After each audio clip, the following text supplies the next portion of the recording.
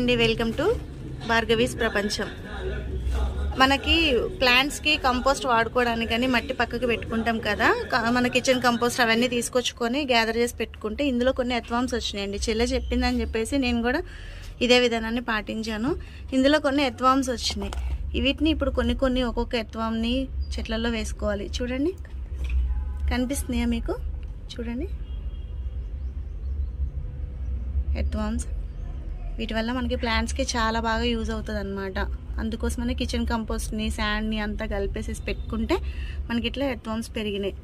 చాలా బాగా అనిపిస్తున్నాయి. ఇవి తీసుకెళ్ళి ఇప్పుడు చెట్లలో వేసుకుందాం. ఈ ఎర్త్వార్మ్స్ అనేవి చాలామంది బయట ఇప్పుడు కొనుక్కొచ్చుకోవడం కూడా అలవాటు అయిపోయిందండి. కానీ అలాంటిది మనం తయారు చేసుకున్న వాటిలో ఎర్త్వార్మ్స్ రావడం అనేది చాలా గొప్ప విషయంగా అనిపిస్తుంది మాకైతే. చెల్లి ఇచ్చిన ఐడియాని చూస్తున్నారు కదా ఎలా ఉన్నాయో ఎర్త్వార్మ్స్. వీటిని ఇప్పుడు ఒక్కొక్క దానిని ఒక్కొక్క చెట్లోకి నేను వేసుకుంటున్నాను అనమాట.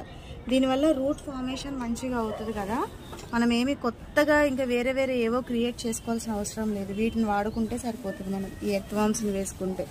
అందుకని ఇప్పుడు దొరికిన వరకు ఒక్కొక్క చెట్లోకి వేసుకుంటున్నాను అనమాట. మీరు కూడా కిచెన్ కంపోస్ట్ని వేస్ట్ చేసుకోకుండా శాండీ కిచెన్ వేస్ట్ని అంతా కలిపి పెట్టుకొని కంపోస్ట్ తయారు చేసుకోండి. అందులో మీకు కూడా ఇవి చాలా ఫామ్ అవుతాయి అన్నమాట. Thank you.